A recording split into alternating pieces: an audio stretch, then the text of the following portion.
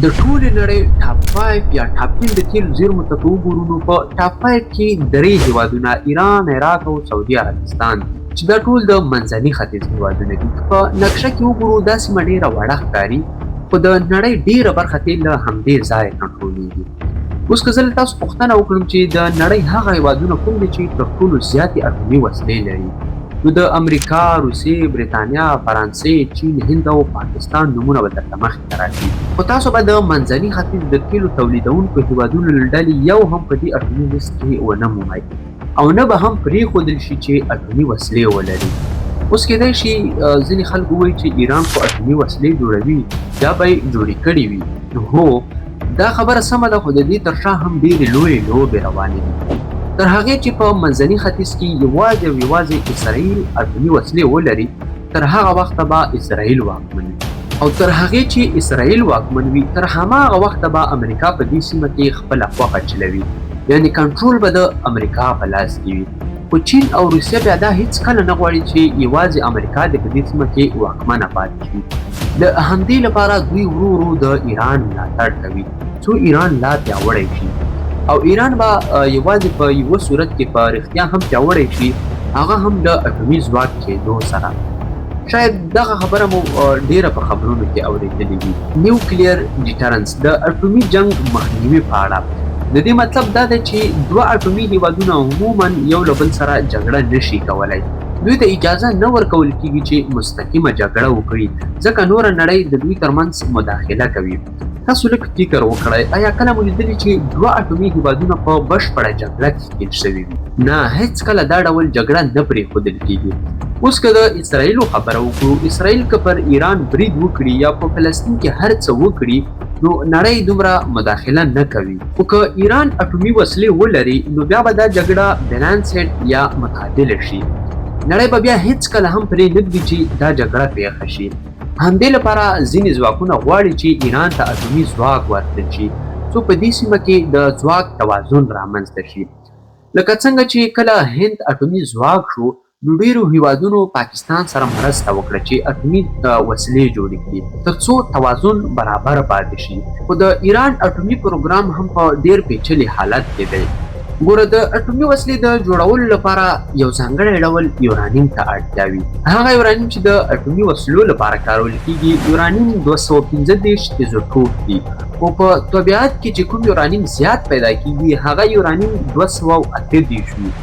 اوس دا یورانیم 238 باید انرچیا غني کړل شي تر څو یورانیم 215 ته واوړي. همدې ټول بهیر ته یورانیم انرچمنت یا د یورانیمو غني کېدل وایي. دا هغه ټکی دی چې ډېری وخت په خبرونو کې اورېدل کېږي، د یورانیمو غني کېدل، او ایران دا مهال یورانیم غني کوي. تر اوسه ایران شاوخوا 80% یورانیم غني کړي دي، خو د اټومي وسلې د جوړولو لپاره شاوخوا 90% غني کېدو ته اړتیا وي. نو ټوله پروسه همدا د انرچمنت پر سر ده. کله چې دا پروسه بشپړه شي وروسته د وسلې او ټکنالوژۍ جوړول دومره لویه ستونزه نه پاتې کېږي. اصلي مسله همدا پړاو دی. لکه څنګه چې ما اوس وویل، نتنیاهو چې د اسراییل وزیر اعظم دی هغه هم په یو ان ای یا ملګرو ملتونو کې همداسې د نقشې او کرښې په وسیله خلکو ته وښوده چې ایران د یورانیم انرچمنت کې تر کومه حده رسېدلی دی. خو مسله دا دی چې ایران هر ځل چې لږ وړاندې ځي نو بیا شاته تمبول کیږي. په دې پروګرام کې چې د ایران کوم ساینسپوهان دي هغوی ډېری وخت نامعلوم کسان راځي او وژني، او پروګرام بیا هماغه ځای درېږي یا بیرته شاته ځي. او د ایران لپاره یورانیم انرچمنت هم یوازینۍ ستونزه نه ده، پیسې هم یوه ډېره لویه ستونزه ده. دا پروسه بیخي ډېرې پیسې غواړي. دا چې امریکا پر ایران هر ډول بندیزونه لګولي دي نو ایران له سخت مالي بحران سره مخ دی، او اټومي ځواک کېدل بیخي ډېر لګښت غواړي. که د امریکا مثال درکړم، تر 1996 کال پورې امریکا شاوخوا 3 میلیارډ ډالر یوازې د اټومي وسلو په جوړولو لګولي وو، او دا هغه وخت چې دا پروګرام لا ډېر کوچنی و. خو د دې وسلو ډیپلایمنټ یا د عملي ځای پر ځای کولو لپاره امریکا شاوخوا 4.1 ټریلیونه ډالر لګولي دي، یعنې تر ټولو ډېر مصرف د ډیپلایمنټ په پړاو کې کیږي. نو ایران له یوې خوا د پیسو له سختې ستونزې سره مخ دی، او له بلې خوا اسراییل او سعودي عربستان د ایران لپاره ډېر لوی چیلنجونه دي. دا دواړه هیوادونه نه غواړي چې ایران په سیمه کې قوي شي. ایران او سعودي عربستان د 1909 اسلامي انقلاب څخه مخکې دوستان وو، خو له هغې وروسته د دوی ترمنځ سخته سیالي او دښمني پیل شوه. ایران د منځني ختیځ له تر ټولو زړو هیوادونو څخه دی او ډېر اوږد تاریخ لري. خو که د سعودي عربستان خبره وکړو نو هغه یوازې په 1932 کال کې جوړ شوی هیواد دی، خو له جوړېدو سره سم د ټولې اسلامي نړۍ مشر وګرځېد. د اسلام مقدس ځایونه هم په سعودي عربستان کې دي. په داسې حال کې چې ایران دومره پخوانی هیواد دی، خو د منځني ختیځ په دننه کې د سعودي په پرتله ځمکه یې هم کمه ده او نه هم د اسلامي نړۍ مشري ورسره ده. د شمېر له مخې ایران شاوخوا 1.4 میلیونه کیلومتره مربع مساحت لري او نږدې 7.9 میلیونه نفوس پکې ژوند کوي. خو سعودي عربستان چې یوازې په 1932 کال کې جوړ شوی شاوخوا 2 میلیونه کیلومتره مربع مساحت لري او نفوس یې یوازې 14 میلیونه دی. نو لومړی خبره دا ده چې دا توپیر ایران ته د منلو وړ نه دی. دوهمه خبره دا ده چې ایران ځان یو اسلامي هیواد بولي او فکر کوي چې د مسلمان امت مشري باید د هغه په لاس کې وي، خو د دې پر ځای دا مشري د سعودي عربستان سره ده. همدې لپاره ایران هڅه کوي دا تصویر وړاندې کړي چې سعودي عربستان د امریکا په غېږ کې ناستی، د امریکا ملاتړ کوي او د امریکا پوځي اډې په سعودي کې دننه موجودې دي. په داسې حال کې چې ایران ځان یو اصلي اسلامي هیواد بولي او هڅه کوي دا پیغام ورکړي چې موږ د امریکا تابع نه یو او موږ د اسلامي نړۍ خپلواک دریځ لرو. ایران دا هڅه کوي چې د مسلمان امت د ملاتړ په نوم ځان وړاندې کړي او همدې لارې د منځني ختیځ دننه د یو رهبر په توګه راڅرګند شي. او همدغو مسلو ته په کتو سره د سعودي عربستان او ایران ترمنځ سخته دښمني پیدا شوې ده. که ته د منځني ختیځ هره شخړه راواخلې نو ته به ووینې چې سعودي عربستان او ایران تل خپلو ګټو ته په کتو سره یو د بل پر ضد ولاړ دي. د بیلګې په توګه بحرین کله چې هلته شخړه رامنځته شوه ایران د حکومت ضد ډلو ملاتړ وکړ، خو سعودي عربستان د بحرین د پاچاهۍ ملاتړ وکړ. په لبنان کې ایران د شیعه مشرتابه لرونکي حزب الله ملاتړ وکړ، خو سعودي عربستان د لبنان د حکومت ملاتړ وکړ. په یمن کې ایران د شیعه مشرتابه لرونکو حوثي اغیانو ملاتړ کوي، خو سعودي عربستان د یمن د حکومت او د سني وګړو ملاتړ کوي. په 2014 کال کې د سعودي عربستان دننه یو مشهور شیعه دینی شخصیت نمر النمر پر سعودي پاچاهۍ اعتراض وکړ او وی غوښتل چې پاچاهۍ باید پای ته ورسیږي او انتخابات وشي. سعودي عربستان دا اعتراض د ایران له لاسوهنې سره وتاړه او نمر النمر ته د مرګ سزا واوروله. سعودي عربستان هیڅ ډول خطر نه مني، حتی لږ هم نه. یوازې سعودي نه بلکې ټوله اسلامي نړۍ پوهیږي چې د اسلامي انقلاب پر مهال په ایران کې یوازې په یوه کال کې امریکا او پاچا سره د دې چې ډیر ځواکمن وو او بالاخره پر ګونډو کېنول شول. نو ځکه سعودي او نور هیوادونه هیڅ خطر نه غواړي چې وایي کړي. له بلې خوا ایران هم خپل دریځونه بدل کړي دي او بېلابېلې ستراتیژۍ یې خپلې کړي دي تر څو د منځني ختیځ مشري ترلاسه کړي. پخوا ایران یوازې د شیعه خبره کوله، خو نن سبا د شیعه او سني دواړو خبره کوي، ځکه پوه شوي چې هر وخت چې د شیعه او سني ترمنځ ویش رامنځته شي نو پخپله ایران ته زیان رسېږي. ایران پرته له دې چې د شیعه او سني دواړو ملاتړ ولري د اسلامي نړۍ رهبر نشي کېدی.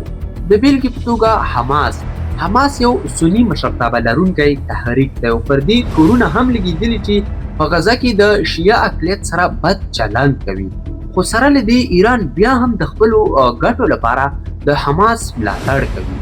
د فلسطین نورې ډلې زیاتره د نېشنلیزم یا ملت پالنې خبره کوي او د عربي نړۍ ملاتړ لري، خو حماس په ښکاره ډول د اسراییل پر ضد ولاړ دي. همدې لپاره د ایران او حماس اړیکې ښې دي او ایران په هر حالت کې باید د اسراییلو پر ضد ولاړ وي، ځکه د همدې لارې خپلې ګټې پوره کېږي. لومړی دلیل دا دی چې بیت المقدس یو مذهبي شخړیز ځای دی او که ایران د اسلامي نړۍ د مشرتابه دعوه کوي خو په داسې مذهبي شخړو کې د مسلمانانو ترڅنګ که ونه درېږي نو هیڅکله رهبر نشي کېدی.